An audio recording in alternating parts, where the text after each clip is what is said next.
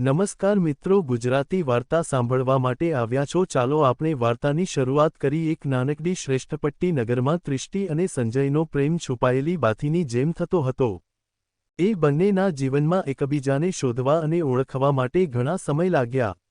ત્રિષ્ટિ એક સુંદર અને સ્વાભાવિક છોકરી હતી। પોતાની નિર્દોષતા અને સ્નેહથી બધાની નજરમાં રહીને પવિત્રતા એ નક્કી કરી હતી।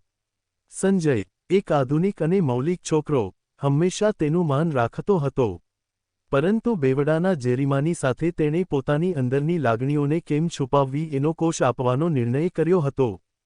મને એમ લાગે છે કે આપણા જીવનમાં કોઈની સૌથી મહત્તમ વાત એ છે કે આપણો પ્રેમ બીજા કોઈના માટે ખુલે અને તે કેટલી મહત્વપૂર્ણ છે।